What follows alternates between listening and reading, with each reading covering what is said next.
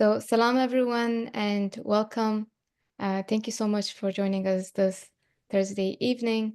I hope everyone is keeping safe, healthy, and well.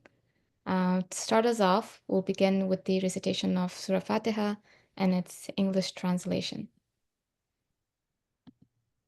أعوذ بالله من الشيطان الرجيم بسم الله الرحمن الرحيم الحمد لله رب العالمين الرحمن الرحيم مالك يوم الدين إياك نعبد وإياك نستعين اهدنا الصراط المستقيم صراط الذين أنعمت عليهم غير المغضوب عليهم ولا الضالين آمين.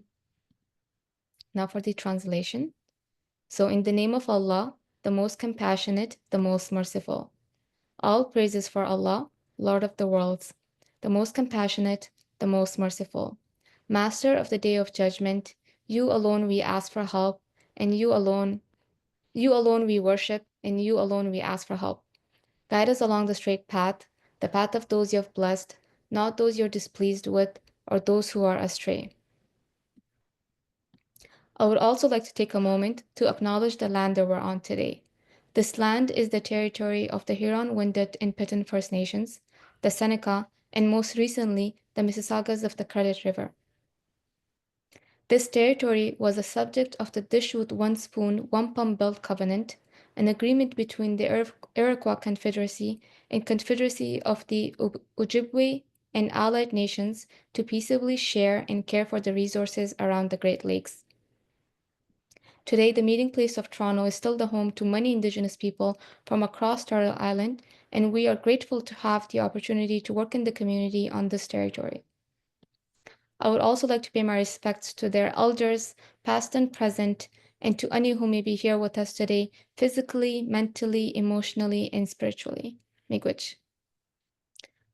Now, before I pass the mic to our next speaker, I would like to go over a few quick housekeeping notes. So the webinar is being recorded, and the recording will be made available on our YouTube channel. A link will also be sent to all of you following the event. We welcome your comments and questions. There will be a live Q&A session at the end of the presentation, and you can use the chat function or the Q&A box to submit your questions, comments, and we'll just address them after the presentation.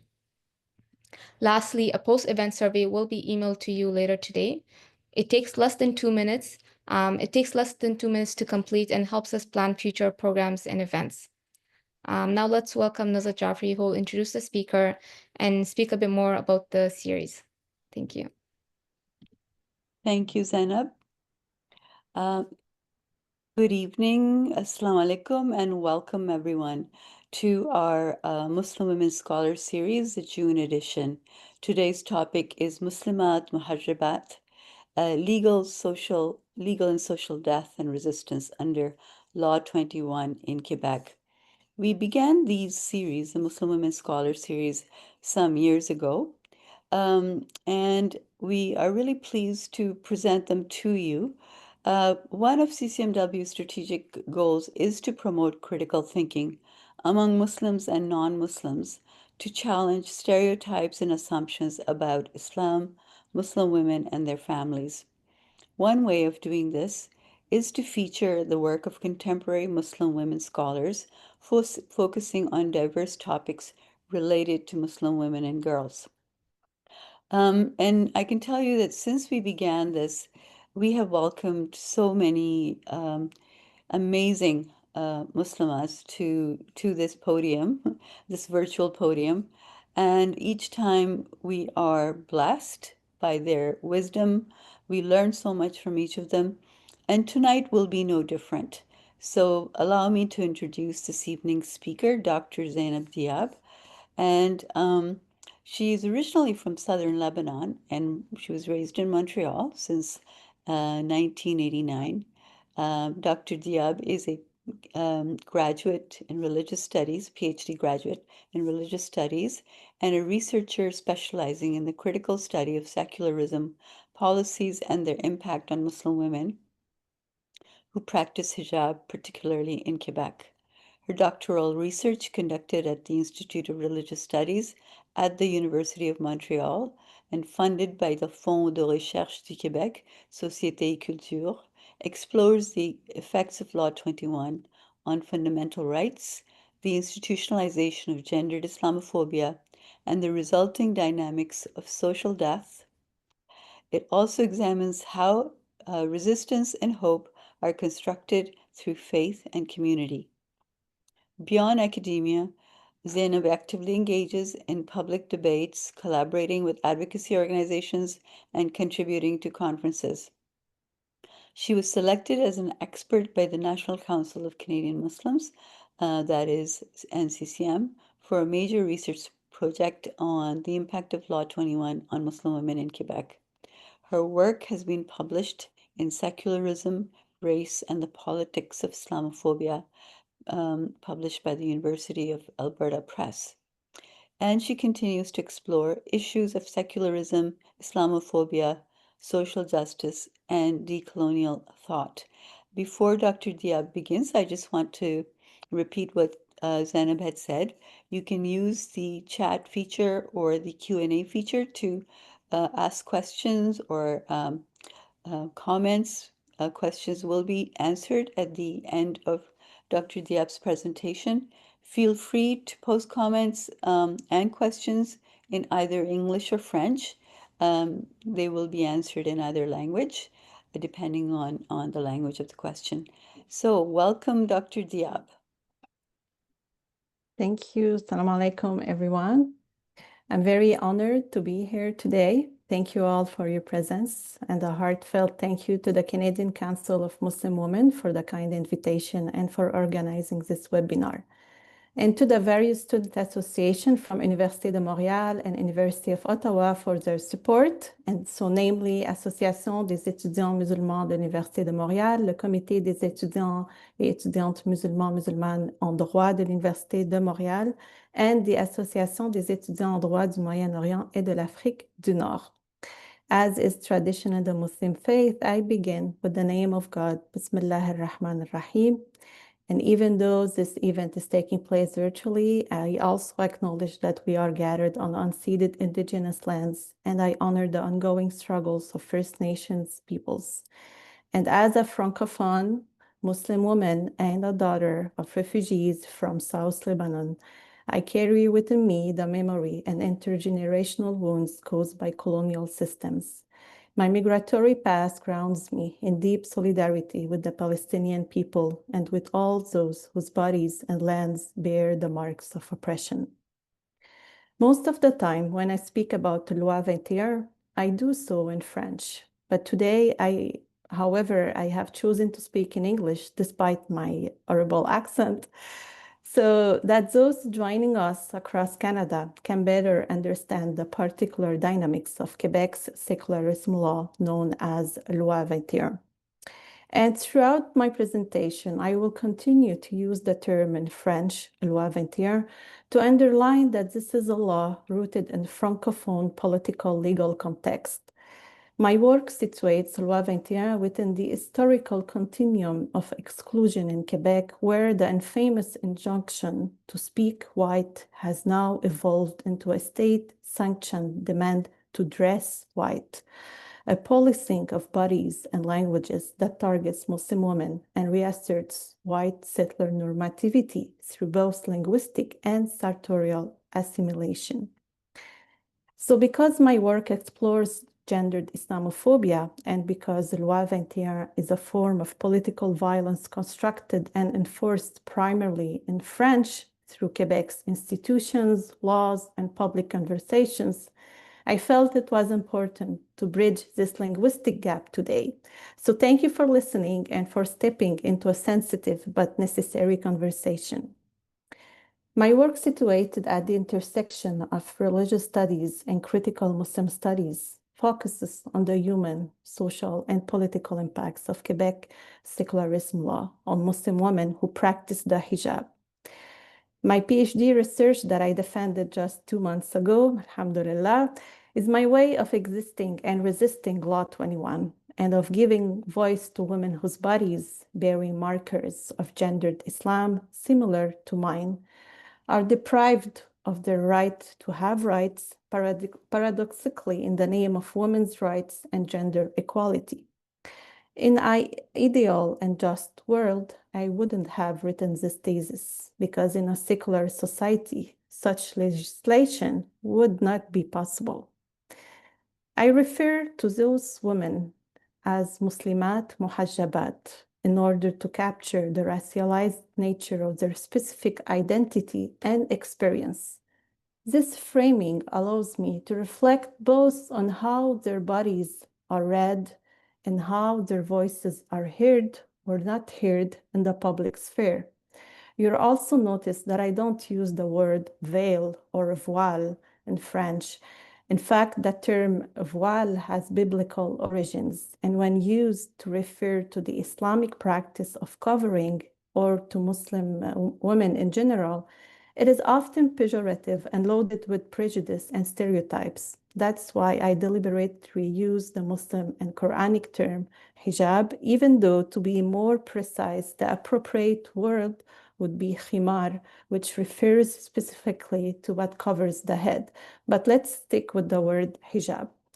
So along the same lines, I use the verb to practice when referring to the hijab to emphasize that it is not merely an object or a religious symbol, as often reduced in dominant white normative discourse, but rather a practice, the practice of Islamic covering. And drawing inspiration from the work of Palestinian-American scholar Manal Hamze, who in her research on the hijab describes herself as Muslima Arabiya, I in turn theorize my own situated positionality as Muslima Muḥađabāt. And this category should be understood as both analytical and political. So this theorization of my situated standpoint, my mawqif in Arabic, my mawqif on the loi 21, represents an approach that interweaves the personal, the political, and the scholarly. It is not merely about producing knowledge, but about actively engaging in critical reflection and action that deconstructs power relations. So I followed the Loi 21 trial virtually for 5 weeks at Quebec's Superior Court, and later I analyzed the 15 expert reports and court ruling from both trial and appeal levels. But the most meaningful immersion was the field work I conducted with women, Muslim women in Quebec affected by the law. So listening to their stories placed me at the heart of a collective trauma. And then in June 2024, so last summer, I submitted a brief to the Canadian Parliament Standing Committee on Justice and Human Rights as part of their study on Islamophobia. Committed to bridging research and action, I wanted to inform the members of the Parliament of the law's brutal impacts. I also served on advisory committees for 2 major community-led research projects, as mentioned by Nuzha, so for the NCCM mainly. And lastly, so yeah, you also mentioned already my publication in Secularism, Race, and Politics of Islamophobia. It's a new book. It was just launched this month, or last month, I guess, yeah. So in my research, I mainly draw on the concepts of gendered Islamophobia and social death to shed light on the concrete yet often overlooked consequences of this legislation. So what is this social death, you were asking me? So in her theoretical framing of social death, sociologist Jana Kralova identified 3 key criteria to help decode and understand this concept. So first, the loss of social identity and status. Second, the loss of social ties. And finally, the loss associated with the disintegration of the body. And this deterioration or disintegration of the body must be understood in the context of Loi 21, both as coercive modification on a person's bodily schema, So the act of uncovering oneself by force, but also a physical deterioration in terms of violence, physical aggression, and the effects that this has on personal health. For example, chronic pain, insomnia, migraines. Those are all consequences of Islamophobia. We feel it on our body. The theory of social death is particularly relevant for understanding how systems of power, domination, and exclusion operate in modern post-colonial societies. Contemporary forms of oppression, whether Islamophobia, racial discrimination, or the condition endured by refugee populations, can all be analyzed through this framework. So social death is not limited to physical deterioration. It is also a destruction of social identity, dignity, and the individual or collective connection to others. It is also marked by the idea that whatever happens to these groups of people, no one cares. Indeed, Loi 21, as a legal mechanism to confine Muslim female bodies to the status of non-bodies, to erase them, render them invisible, non-existent, to shift them from the category of bodies to no bodies, implies that what happens to these Muslim women's bodies no longer matters because their social death has now been codified in the law. In this sense, I started my research from the premise that the text of Loi 21 is alive, meaning that it seeks to assert something shaped by the political hostile context in which it emerged, one marked by nationalism and the drive for parliamentary and identity-based sovereignty. The illusion of secularism, used as both pretext and fantasy, is articulated as a national narrative, one of identity, heritage, valeurs québécoises, or a cultural distinctiveness that performs the assertion of the nation québécoise. Yet, this text does not only say something, it also does something. It produces cruel consequences for a specific category of women in Quebec society, as it was acknowledged by Justice Marc-André Blanchard in the Quebec Superior Court. As we know, the concept of laicity, or maybe you don't know, but I'm telling you, so the concept of laicity is grounded in 4 universal principles. And in the Société québécoise, laicity predated the adoption of Loi 21. So therefore, Loi 21 is not a law about laicity. So I would like to emphasize that contrary to the common misconception that this legislation is not merely about the prohibition of religious symbols. Indeed, Loi 21 entails the suspension of 38 articles of fundamental rights and freedoms in the Quebec Charter, as well as the derogation from Section 2 and 7 to 15 of the Canadian Charter. So it is therefore a very large segment of rights and freedoms from which Muslimāt Muḥaǧabāt are excluded in Quebec. And today, with the introduction of other bills, 84 and 94, this violation of fundamental rights is further expanding and normalized. In Quebec's secularism discourse, the hijab has then become an effective marker through which national borders are constructed and regulated. Sociologist Sirma Bilge observes that the hijab is often portrayed as a threat to Quebec's secular identity, thereby marginalizing Muslimat and excluding them from the national narrative. And sociologist Leila Ben Hajouja further elucidates that this dynamic, noting that the hijab is portrayed as a threat to national security, highlighting how such representations contribute to the racialization and exclusion of Muslim women bodies. This framing not only racializes Muslim women, but also reinforces a binary of us versus not us. And as critical theorist Shireen Razak highlights in her work, Loi 21, she says, alongside French-style secularist laws, position Quebec as the only jurisdiction in North America to legally prohibit the head and face coverings. So this legislation targets specifically Muslim women and their bodies, transforming them into battlegrounds between Quebec Francophone and Anglophone nationalists, as well as between Quebec and the rest of Canada. Let me situate Loi 21 and these ongoing bills within a broader framework of what is called gendered Islamophobia by Canadian Islamophobia expert Jasmine Zine. This is a form of institutionalized oppression that targets Muslim women through their visible religiosity. The hijab has become a lighting rod, not merely a religious clothing, but a racialized and gender signifier of otherness. Under Loi 21, the state disciplines Muslim women's bodies through the logic of secular control, redefining the boundaries of acceptable femininity and citizenship in Quebec.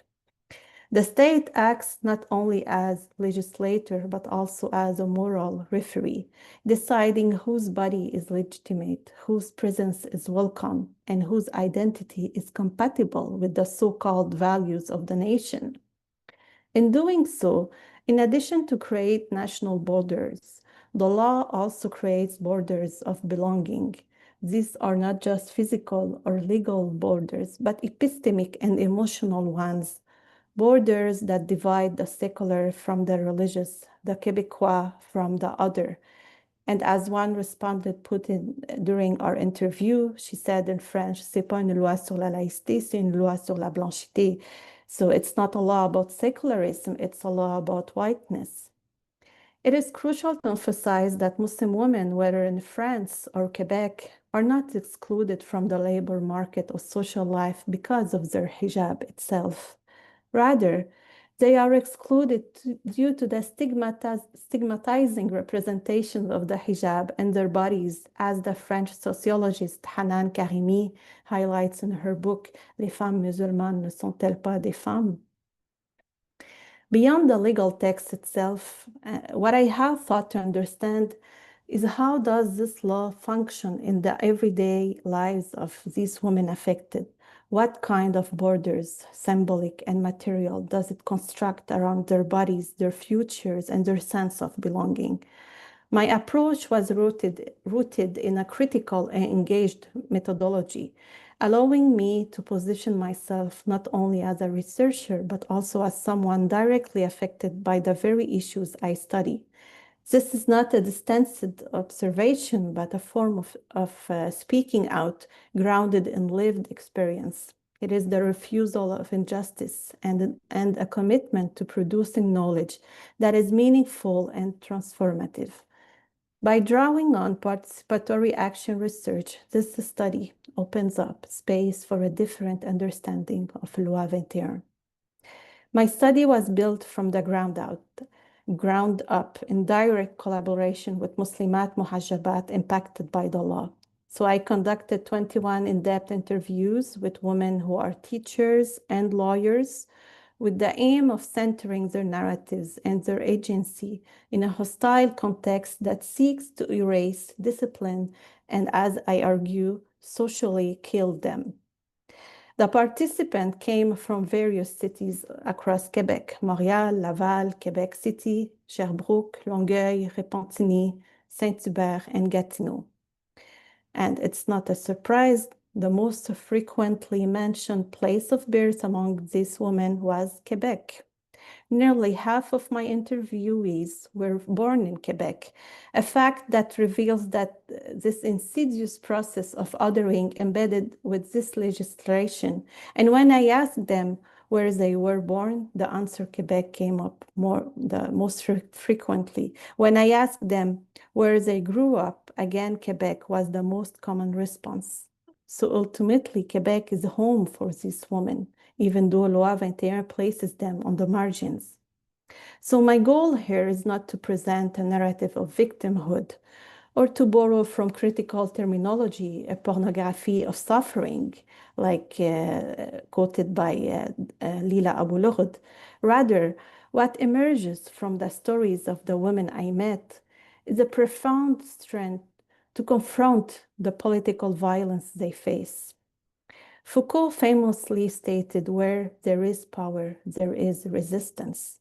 Building on this idea and following Palestinian-American scholar Lila Abou-Lughod, exploration of the agency of Muslim women within context of geopolitical and structural oppression, I propose, like her, that we invert this imperative. Instead of romanticizing, romanticizing resistance, we should shift our focus to the ways in which power is actively created. In the transformation of these women's everyday lives, we must understand the reconfiguration of power itself as a key expression of agency, especially in response to the social debt imposed by this oppressive law. So for many of the women I interviewed, this exclusion was experienced not only as professional barrier, but as profound traumas. And what I said before about the social deaths. So this condition in which one's presence is rendered invisible, illegible, and now we can say illegal. So most of the women I met expressed a sense of disconnection and isolation in the face of a society that, while claiming values of openness and tolerance, at the same time pushes them toward the erasure of their Muslim identity. This form of marginalization, which targets both their bodies, their voices, and their rights, generates a feeling of dispossession, but also sparks the deployment of strategies for survival and resistance. The strategies of these women can be observed and understood in three ways: preserving their physical safety, maintaining their dignity, so we're talking here about psychological security, safeguarding their employability, so we're talking about the financial and professional security, and all this while preserving their hijab. In response to a political and legal hostility that problematizes gendered Muslim expression, the reaction of those most affected appears to be a more embodied and assertive Islam.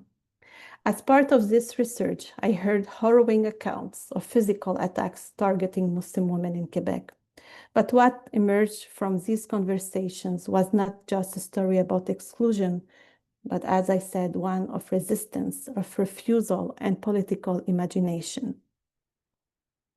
My fieldwork reveals that Quebec's loi sur la laïcité de l'État produces and normalizes forms of violence that manifest as traumatic suffering. And through these acts of resistance, and by independently developing ways to navigate the law, the bureaucracy of school boards, and Quebec society at large, these women are doing everything they can to escape the grip of this law in order to survive. But this resistance also comes with pain. The pain of enduring the personal and professional impact of Loi 21. But to my surprise, all the women interviewed shared that their level of religiosity or spirituality had increased since the adoption of the law. In fact, with the rise of Loi 21, I observed a kind of resubjectification of religious experience, one that emerged as form of hope, resistance, despite, and paradoxically in response to a forced secularization. So now I will read some testimonies I collected, which I translated into English for today's presentation.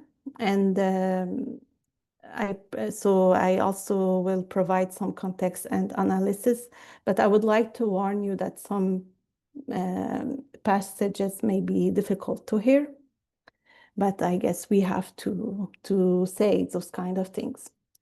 So let's start. So a woman says to me, in terms of psychological safety, I'm strong psychologically, so they can't reach me on that level. I'm strong. I hold my head high.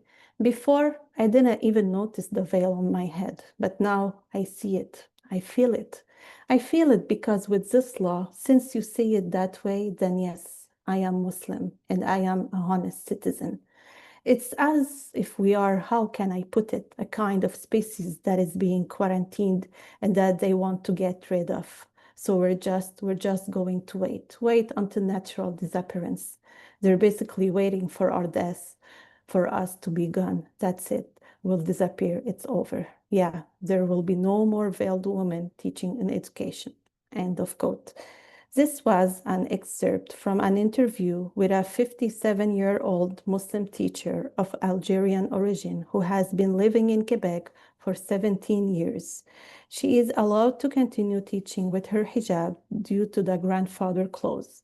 However, she recently bought a house in Repentigny, and to keep her right to teach while practicing hijab, she can only work in Montreal in the same school where she was employed before Loi 21. This woman, therefore, commutes 30 kilometers every day to continue working, to continue teaching without having to uncover to remove her hijab, even though she now lives right across the street from an elementary school in Repentigny. This woman has 30 years of teaching experience, 15 in Alger and 15 in Montreal. So this interview excerpt, along with the respondent profile, gives a hint into the implication of the grandfather clause, which has often been used by the CAG government to claim that Loi 21 is moderate. C'est une loi modérée. But it also sheds light on a particular case where Loi 21 applies, a case that involves the grandfather clause, one that hasn't been covered by the media, and that exposes the injustice of this clause and the many personal sacrifices teachers must make to keep their jobs while maintaining their hijab. So this is a form of resistance. When a teacher was removed from her position in December 2021 in a school in Ottawa, only to be reassigned as a student life facilitator, the event was presented in Quebec media as the first exceptional case where Loi 21 was applied. But in reality, and based on my interviews, with several Muslim women affected by the ramification of the law, I can say that Fatimeh Anvari was not the first time the law was enforced, but it was certainly one of the most broadcasted cases, if not the most one. Here is another excerpt from an interview conducted with a 29-year-old born in Quebec. Her name, I'm gonna call her Rima. So she says, I became more attached to my religiosity, even though maybe in practice, I'm someone who has ups and downs like anyone else. Prayer, I can admit to you, I have more difficulty being consistent on time. I feel more like if this can become like a trauma, not because of religion, but a trauma because of society and how society always paints us as dangerous people, as people to be banned, people to be excluded. So religious practice can be really heavy. We're always in struggle. I see young kids who, instead of thinking about their future in university, are already thinking about joining their community center committee, going to fight for this cause, doing this or that. So it creates youth who are super aware from a very young age. And sometimes you look at them and you're like, Habibi, this is way too heavy for you. You're just supposed to think about your studies, just supposed to think about your swimming class after school or whatever, like anyone else, just thinking about how you grow personally. But no, it wakes you up. It gives you a collective consciousness that is way too strong. Bill 21. End of quote. This young lady, Rima, was finishing her bachelor's degree in education when the law was passed. But today, she cannot work as a teacher because she hadn't registered in time in the system. That is before the law came into effect. So this is a discriminatory measure. Again, in practice, it applies almost exclusively to Muslim women teachers. So after a period of stepping back, which she experienced as a kind of mourning for her dream of becoming a teacher, She found a way to transfer her skills into another field. She explained that she is a strong communicator and was able to advocate for the value of her university background, even if she didn't have the right bachelor's degree. She now works as an employment counselor in a Carrefour Jeunesse. In her own words, she explained how this law stigmatizes Muslim individuals, how she herself became more attached to her religion, and how younger generations are also feeling the effects of the law, describing it as a collective trauma. This strengthening of religious attachment is a general trend that emerges across all my interviews. As another student in education, Sarah also explains. She says, my relationship with my religion, yes, it has changed, but it changed for the better. I would say that my faith it has increased a lot more. I would say that my attachment to my hijab has increased significantly. Some teachers, even though they are allowed to continue teaching in the public system, chose not to do so because of the racist comments or behaviors they experience daily in schools. Many shared incidents of this nature with me. For example, here is another excerpt. So the teacher says, me, when I was a teacher before Bill 21, yes, I used to hear disgusting comments in the staff room, And while Legault was talking about the law, I could hear it. I heard it at the photocopier. Yeah, Legault wants to bring in secularism. I like that, Premier. Finally, someone's doing it. A good Premier who's speaking for our causes, pour nous autres. And she continues, what are causes? C'est quoi les causes à nous autres? What does this imply? Yeah, it says things implicitly. And I was right there next to them. And then when I walked by, they changed the subject. End of quote. Sometimes exclusion happens in even more explicit ways, as this other teacher recounts. So when I set down my lunch box, there were tables, big tables. We eat in the staff lounge. I set down my lunchbox just to heat up my lunch. When I came back, I saw that everyone had fled the table. Whoa, it was like I had the plague, la peste in French. They fled the table where I had put my lunchbox, and at the other table, instead of there being 12 seats, they squeezed in 20 seats around the big table just so they wouldn't have to sit with me. End of quote. Some other teachers now, they teach in Muslim schools, like this 26-year-old teacher born in Quebec, who, although she is protected by the grandfather clause, explained that in addition to no longer wanting to offer her skills to a government that doesn't want her, she also decided to stop watching Quebec TV, to stop following the news, and withdraw from social media in order to reduce the anxiety she's felt since the law was adopted. Another 26-year-old woman who was pursuing her bachelor degree during the adoption of the law and completed most of her internships in public schools explains that her experiences were so negative that she considered not continuing her placement in those schools. She said, anyway, I was getting known by schools that wouldn't be able to hire me, so I decided to continue in private schools instead. So she's kind of this indésirable. She has since managed to get hired at a non-confessional private school in Sherbrooke, but her case, however, is not representative.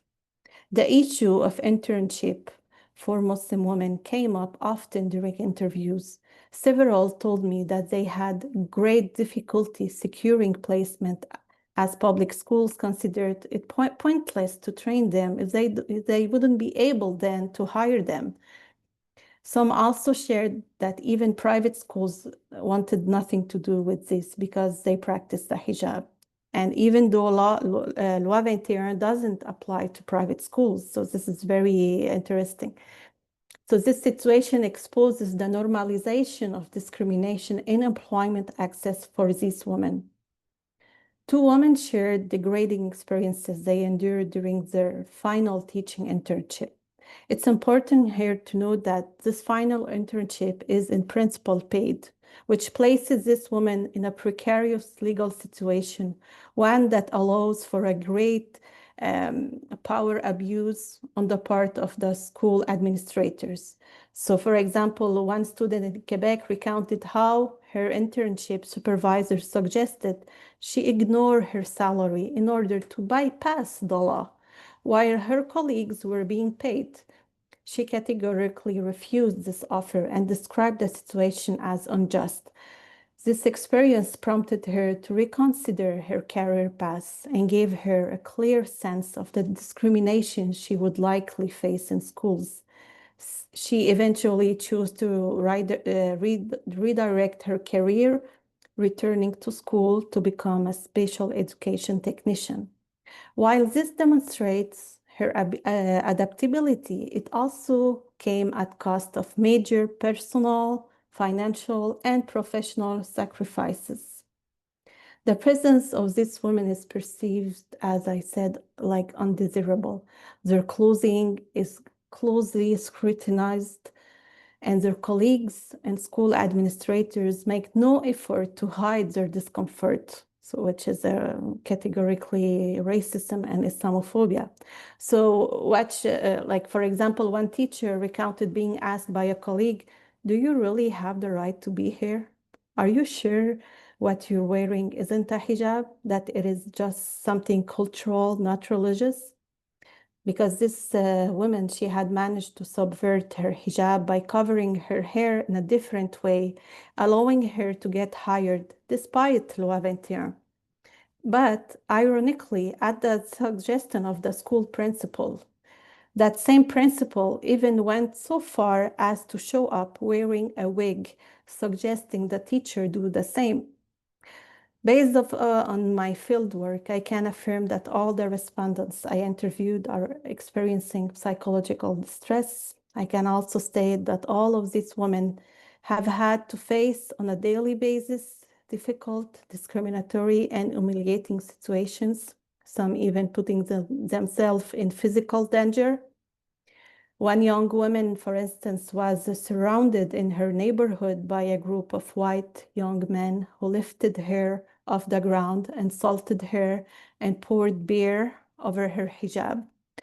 Another respondent, who was very active in opposing Bill 21, was chased in an underground parking lot by a man with an axe because he recognized her. Although she said she had developed a high tolerance for Islamophobia in Quebec, claiming to be used to this type of hostility, these threats reached a point where she seriously considered the possibility of physical harm. This young lady, she recounting having written a letter to her family in case something were to happen to her, a stark sign of how deeply these threats impacted her sense of safety, her well-being, and the strength she had to summon to face this daily violence. Another respondent revealed that she always carries pepper spray with her, while others said they go out less often since the implementation of the law in order to avoid the insults and physical attacks in the street. And when they do go outside, they take many precautions, as explained by this Black Muslimāt Muḥaǧabāt responded. She says, "I find that more and more now people allow themselves to make certain remarks and certain gestures and certain looks that they didn't necessarily show before. I don't know, maybe it was hidden before, but I'm more careful now, especially when I go out with my daughters and I'm wearing my veil." And she has a moment of hesitation, and she says, "Then because of the attacks that have happened too, I don't really feel safe. I'm always paying attention. I'm always looking over my shoulder." Later during the interview, she told me how a cyclist deliberately rode straight into her while she was walking outside, yelling at her to go back home to Arabia. She said that on that day she had worn her scarf in the Arabic style rather than the African one. She went on to explain that she sometimes changes the way she covers her hair because she knows that Arab Muslim women face more racism due to the hijab, and in solidarity with them, she chooses to cover in their way, that is not by tying her hijab in a bun, but by wearing it in a way that covers also her neck. All these stories of women who resist and fight are embodied in that of a 56-year-old overqualified teacher. Since the law was passed, every morning before going to work, in addition to pinning her hijab, she pins her button against Bill 21, Loi 21, every single day for the past, so then it was 3 years, now we should say it's almost 6 years now. She not only incorporates the hijab into her bodily schema as a body extension, to borrow philosopher Ali Saji's expression, but also inscribes the struggle against Loi 21 into her body, visibly and publicly, every morning, even with a contested space, the classroom. I will conclude on this note. Through its amendment to the preamble of the Quebec Charter, Loi 21 has contributed to the suspension of a vast portion of 38 rights and freedoms articles, while simultaneously invoking the notwithstanding clause to override sections 2 and 7 to 15 of the Canadian Charter. This legal maneuver places Muslim Quebec women who practice the hijab, the Muslimāt Muḥađabāt, in a position of subalternity and forced invisibility, transitioning from legal death to social death. This social death, which is profoundly political, entails not only the loss of professional opportunities and the right to religious practice, but also the loss of full recognition and belonging within Quebec society. Loi 21 is not merely a regulation of state neutrality. Rather, it operates as a colonial identity control mechanism that deeply impacts the lives and dignity of visibly Muslim women citizens. In this dynamic, every time a Muslim female body is excluded, the dominant group's fantasme reading of a pure nation, a nation that ejects non-white bodies, becomes more sharply defined. This legal and political domination of racialized female bodies by a white and majority demographic produces a positive effect within the group, reinforcing the active production of an ethno-national identity. And in response to this political legal hostility that problematizes gendered Muslim expression, the reaction from those most directly affected often takes the form of a more embodied and assertive Islam.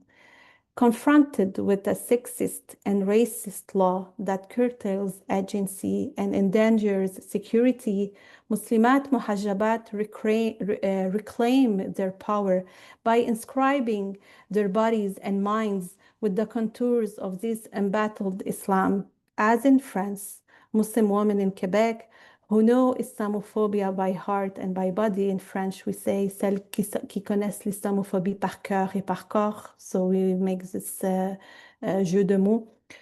So these women, they refuse to disappear or to die socially. Their resistance lies in the deliberate preservation of Islamic visibility as a way of saying through the reading of their bodies, we are here, we exist, and we refuse to die. Thank you. Thank you so much, Zainab. That was incredible. And while I was listening to you, I just kept on thinking about you, actually, because I was saying this must have taken a toll when you were listening to those stories, and Yeah. you obviously your own trauma, Yes. having experienced it yourself, but then also listening to what the women were sharing. So I hope you're all right after that. Yeah, I'm better. I'm better. Yeah, it's yeah. I mean, it's something. This is a participatory research action.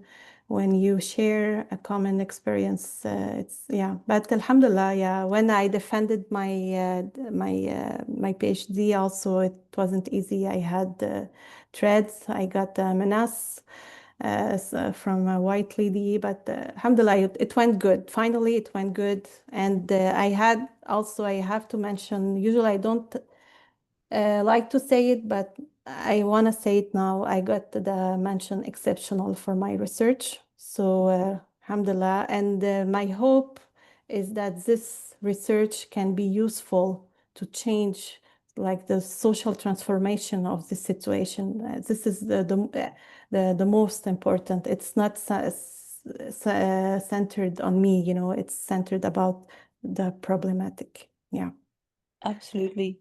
So we have, first of all, an important question. I know you explained it at the beginning. So we have an anonymous question here. What is Muslimāt Muḥaǧabāt? I know, Okay. please. Yeah, I guess she wasn't there. Yeah. So I thought about a way because the expression femme musulmane or femme voilée, I found that very often it has some pejorative meaning or a pejorative or racializing or orientalist even implications. So I thought another way we can, because also it's not only about this law doesn't apply about all Muslim women. It's specifically the Muslim women who practice the hijab. So, and there is an experience that comes with the fact of practicing the hijab, the way you are perceived in the society, the way when you express yourself, are you heard, not heard, are your voice is considered, not considered. So this, and also I don't use the word voile because the voile comes from the Bible. And in the, I guess it was, I don't recall exactly the passage, but the voile, it's from the Bible. So I use the Quranic term, which is hijab, but I said at the beginning that the more precise term should be khimar, but if I say khimar, no one gonna understand. So, but also we have to note that the hijab comes 16 times in the Quran, 16 times in the Quran. And as the researcher Manal Hamze in her research, she categorized the kind of hijab. So hijab is not only about the hijab that you see, visual hijab. We have ethical hijab, spiritual hijab, visual hijab. So four kind of hijab. So yeah, so I wanted to use a category that refers specifically to the kind of experience of our identity as the Muslimāt Muḥaǧabāt. Yeah, and also I use the term practice, not wearing. It's not a religious symbol. It's a practice, the practice of covering. Yeah. I really like that distinction that it's a practice, you know, Yeah. because it is used as like a term that explains what a Muslim woman wears, like what, rather than the fact that it is what she does, that it's a practice. Mhm. So we have a lot of complimentary comments here. People are thanking you and also, uh, are grateful to you for a really excellent presentation. I Mm. I would like to read out one comment, and someone here who's Fairouz has joined us from France. Mm. Walaikum assalam, Fairouz. And she says, I'm a 24-year-old Muslima Muhajjaba participating from France. This hits home in a way that's absolutely devastating. Mm. Thank you, Zainab, for helping me realize the weight that I've been carrying for my entire life in France. Yeah. I'm an English teacher wishing to move to Canada and more precisely to Quebec, and would love to exchange with you on the topic if that's okay. So, Yeah, bien sûr, tu peux échanger avec moi. Tu peux m'écrire un courriel. I will share my email in the chat. And of course, I am always available to specifically to Muslim women. Yeah, yeah. Okay, perfect. I don't know if there are any more questions. Shaheen is saying, I always said it was not a symbol, but thank you for teaching me the word practice. Of course, Shaheen, nice to see you here also. Yeah, Alhamdulillah. It was really, it was really insightful. I learned a lot from your observations. And one of the things that, the death, the idea of the death, and the fact that all the killing that has happened, is and there's so many forms of that Exactly. assault, right? Yes, yes. And so it's almost like, dying a million or hundreds of deaths. Yeah, It yeah, really you're diminishes your body and who you are. If I can add to your reflection, I wanted to use this concept because with the ongoing genocide, Hmm. I saw something, a relation between the physical death and the social death. This kind of like on Muslim lands, we are killed, uh, our bodies, but on Western lands, we are legally, our bodies are occupied, like our lands are not occupied. Like, I mean, because we are in Western countries, so we become, so this concept of social death is very, very interesting to see how maybe the ancient colonized population are now recolonized in other ways. So there's this concept of coloniality, which is the staying like the colonization even in contemporary societies. So it implies a form of death. Even if you are physically alive, you feel that, yeah, you don't have the same power, the same respect as other citizens. Yeah. So there are a few people who are asking about how to ask questions. You can use the Q&A feature. There's a Q&A at the bottom of the screen, and you can use it to ask questions. Um, Mm. and the other, there's some observations too. I'm going to ask this question, it's in French. Pratiquer le hijab devient une action politique de rester visible et de refuser de ne pas compromettre notre pratique de l'islam. Est-ce que lors de vos recherches, vous avez pu explorer la contribution des médias à cette mort sociale? Je pense que l'impact de certains chroniqueurs dans les vingtaine dernières années n'est pas négligible. Okay. Yeah, of course. Yeah. Alors, I'm going to answer in French to this one. So thank you for the question. Yeah. So aujourd'hui, ce que j'ai présenté, c'est vraiment plus un contexte général et mon chapitre 5, celui sur le terrain, les expériences des Muslimāt Muḥađabāt. Mais dans un chapitre précédent, je fais cette analyse des discours médiatiques, et bien sûr, parce que certainement les médias contribuent grandement à construire ce que, par exemple, la sociologue Hanan Karimi en France va appeler la construction de l'altérité radicale, hein, radical otherness, où nous sommes en tant que femmes musulmanes considérées comme des radicaux, que finalement tout ce qui nous arrive, c'est pas grave. Et donc cette mort sociale, elle est inscrite dans la loi, mais elle a été préalablement construite durant 30 ans au Québec, une psychopolitique du hijab. During 30 years in Quebec, there was this ongoing discourse about Muslim women, the problematization of the hijab. And on a eu d'autres tentatives avant de projets de loi. Et on peut penser à la Charte des valeurs, on peut penser à, it's not only with the CAC now. the other parties, they use le corps, the body of the Muslim woman as a way to inscribe leur avancée politique, their political agenda. So yeah, of course, 100% the media has a big rôle dans ça, là.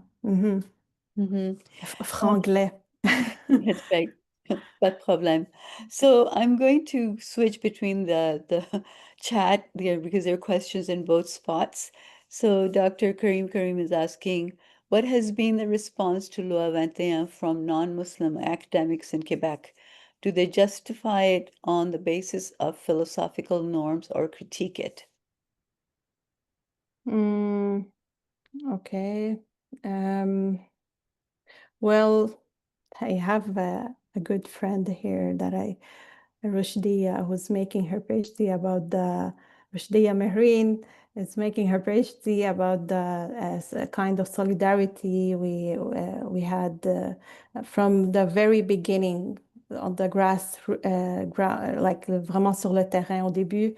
Et ça, c'est une chose que Rushdia, elle dit qu'il y a eu un manque de solidarité, en fait. Alors, les partis, en fait, tous les the anti-racist groups and things, à un certain moment, ils ont délaissé, donc, seuls, on était rendus seuls, puis, donc, so, yeah, we would say, I guess it's because of this 30 years of ongoing, like, in French, we say, à force de cogner sur le clou, il va rentrer.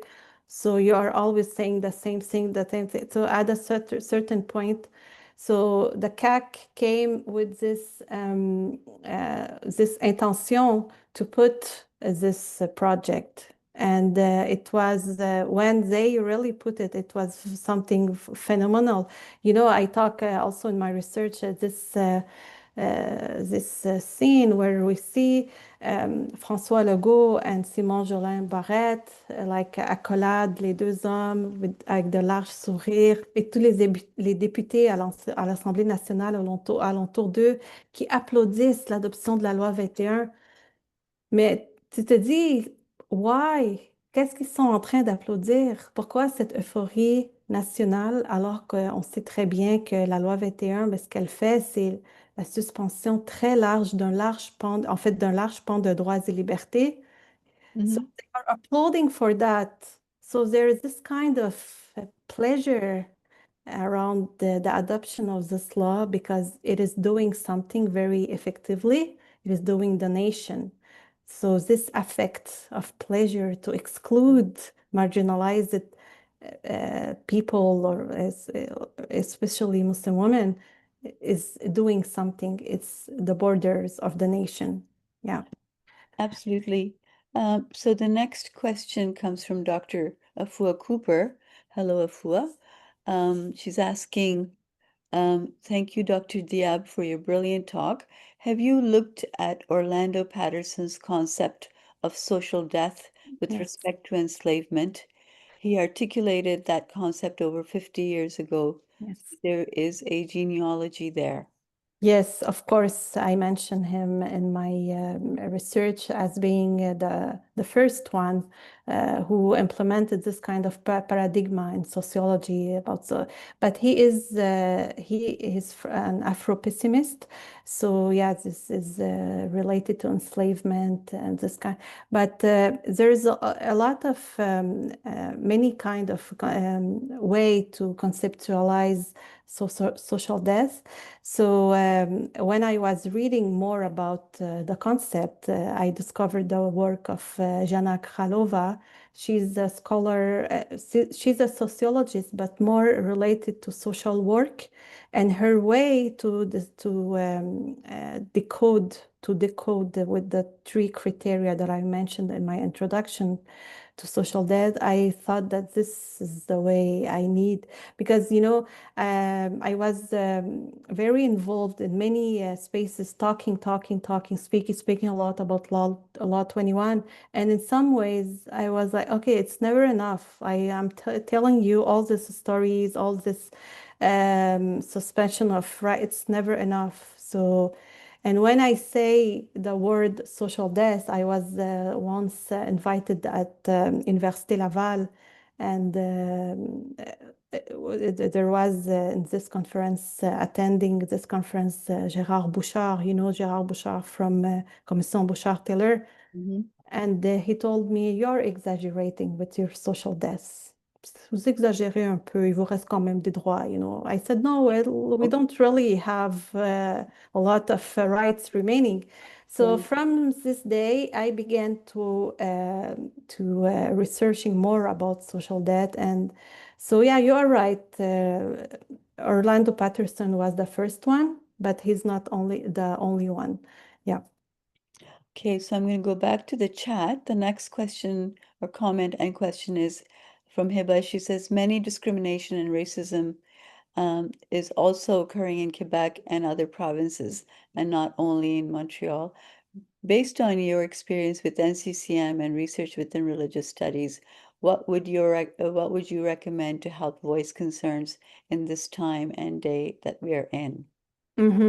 Okay, very good.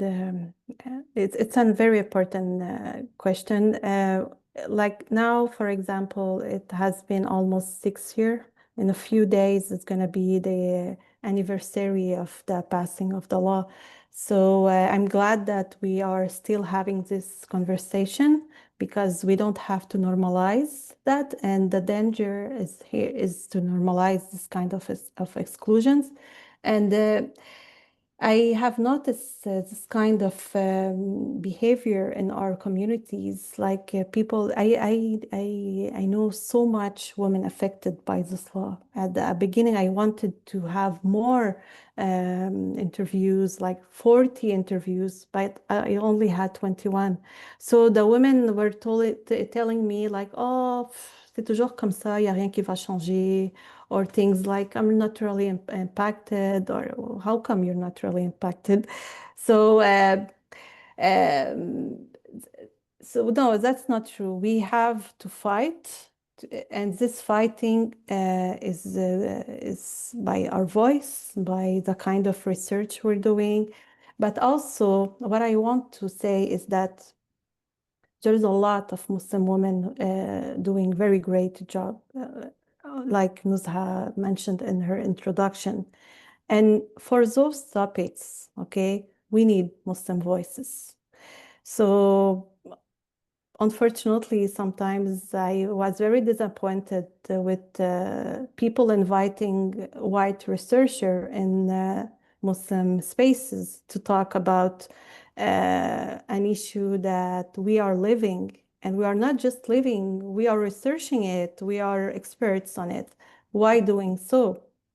So yeah, so inviting Muslim women who has the knowledge about the situation in kind of spaces, not only in Muslim spaces, but also in academic spaces, community spaces.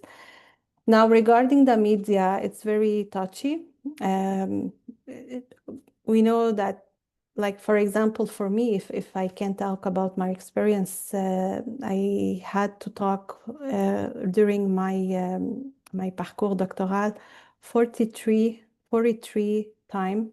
I had to spoke about Law 21 in different contexts, but I did not accept all the invitation. Sometimes if it's TVA or LCN or Journal de Montréal, or I don't know, things like that. No, those places are not for us. So I accepted some media invitation, but only community-based, like La Converse. Like recently, I participated in a podcast with the Al podcast. It's community based. So when everything community based, it's for me, I felt it was a safe space to describe my voice and my work. Yeah. Thank you so much. I'm going to go back to the Q&A boxes and let's see. We have a question here. Do you believe there's a need for Muslim women to create third spaces for themselves in Canada in order to thrive and not just survive? Third space. I'm not really sure what you mean. If you can explain more. So, maybe Kathy, you can correct me, but see, in Toronto, we have a women's mosque. Okay. It's just for Muslim women. And Okay. maybe, I don't know, like it's an interesting idea to explore. I think, sorry, that wasn't Kathy, it was an anonymous individual asking. But I think a safe space for Muslim women where they can share what they have experienced, but also maybe mobilize, what can we do collectively to counter this? And Yeah.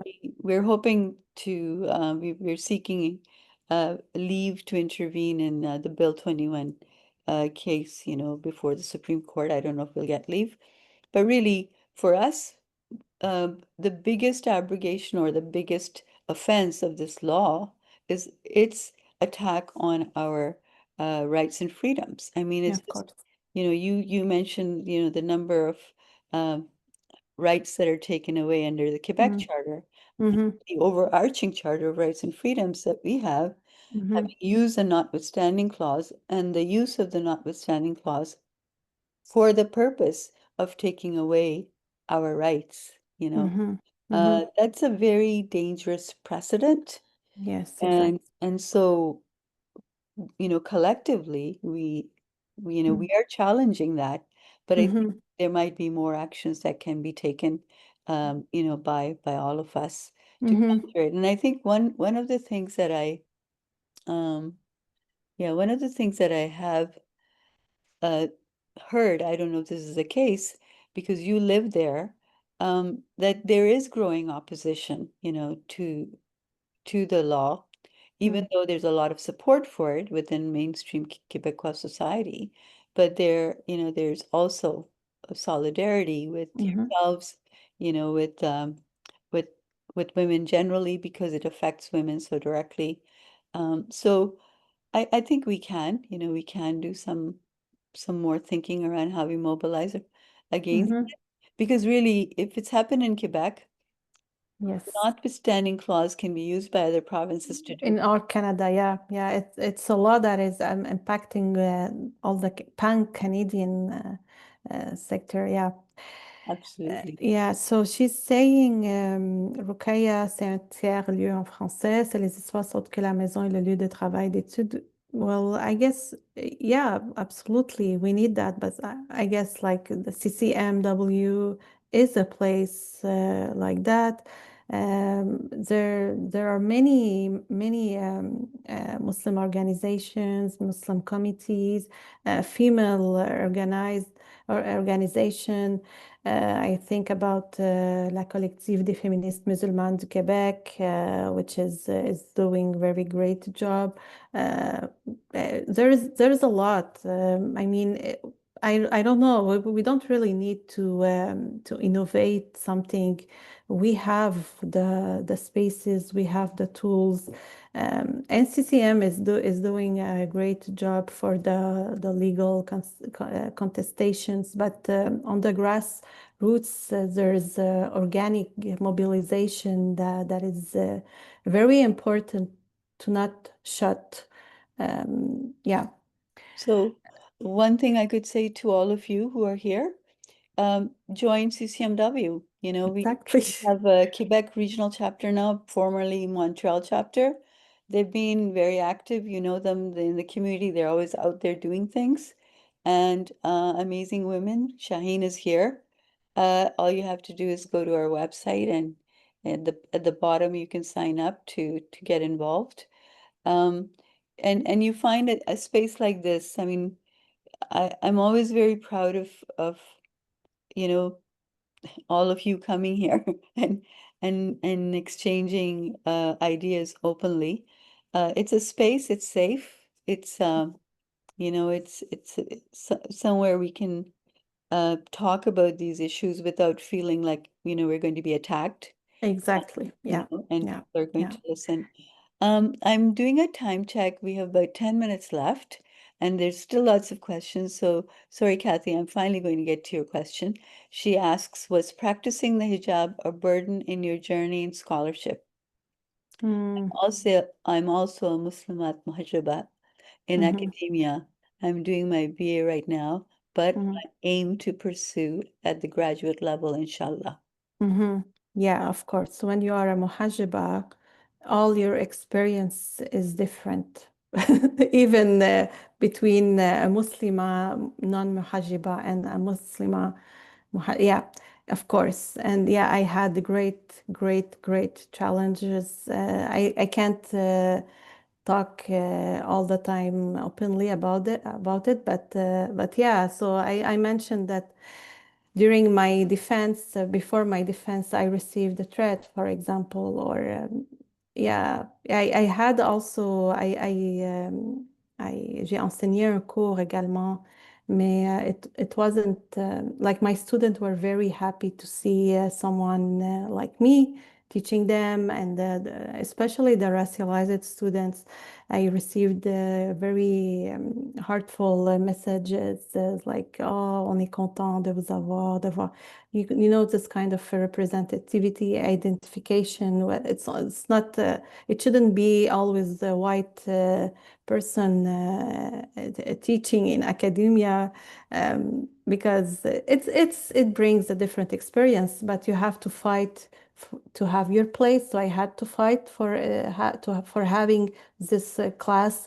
But I was also very involved with my all the student life association, the department, and all this kind. You know, in Quebec, when there is something happening, it becomes like in the village. Everyone talks about it.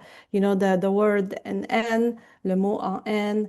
It was it started at University of Ottawa, but it became a big issue in Quebec about racism, systemic racism. Do we recognize or do we have the right to use the word, not use the word? So this, I was involved in my department about this debate, representing the PhD students.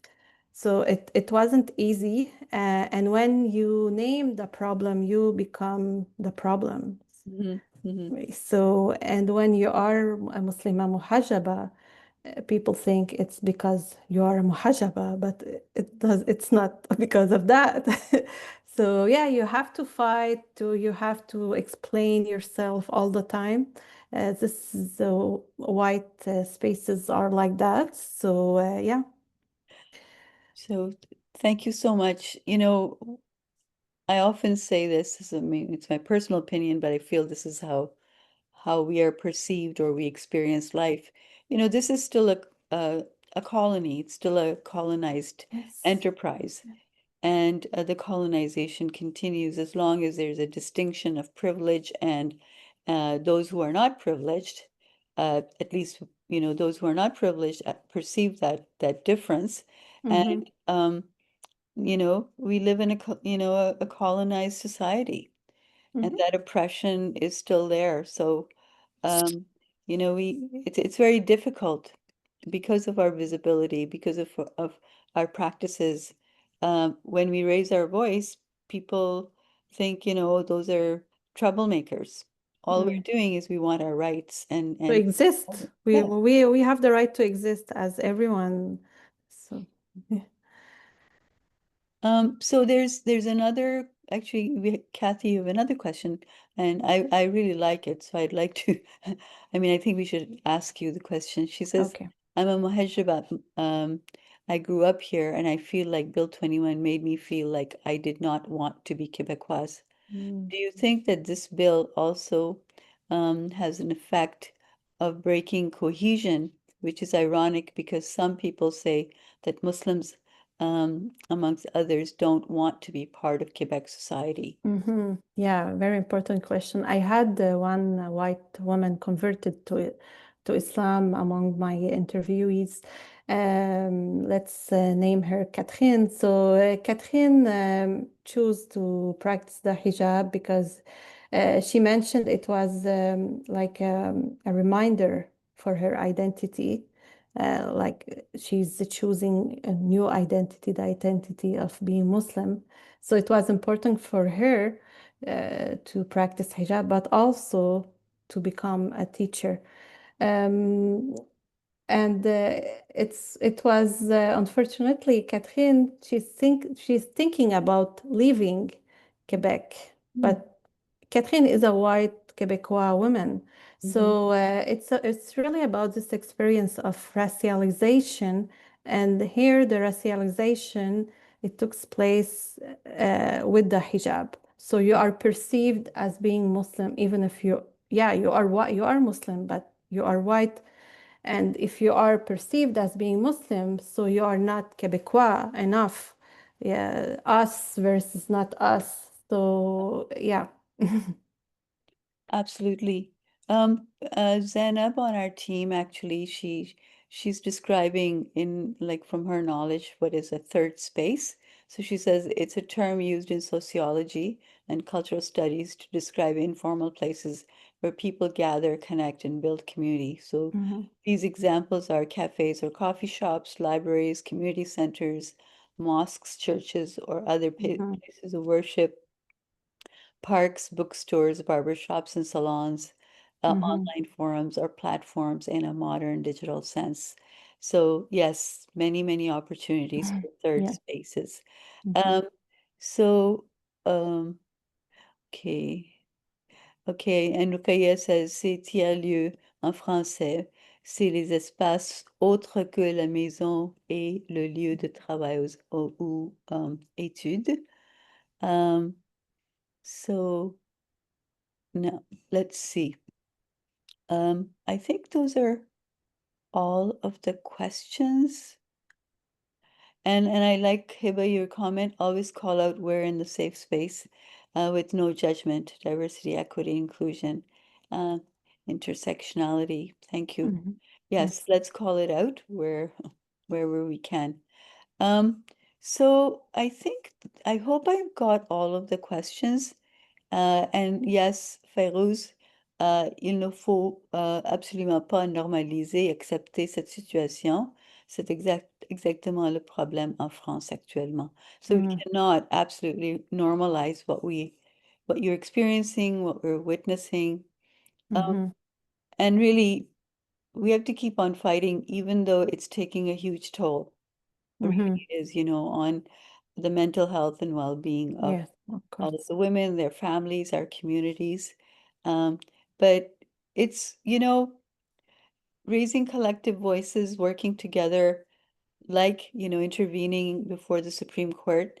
One of the reasons why, that intervention for us is important, again, we are seeking leave, we haven't been granted leave yet, is um, to be on the record, as Muslim women raising our voices about the loss of our charter rights and freedoms, and the use of the notwithstanding clause.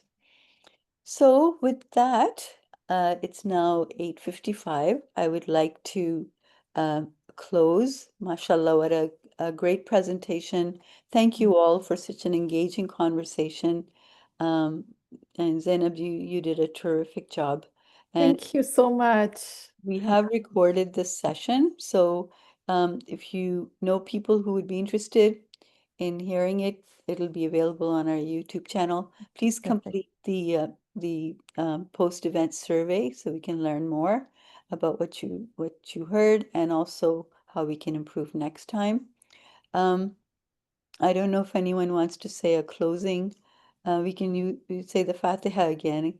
Zainab, if you could, I mean, Zainab Jamal, if you would like to conclude with what you Yeah. with, that would be nice. Thank you again, Zainab Diab.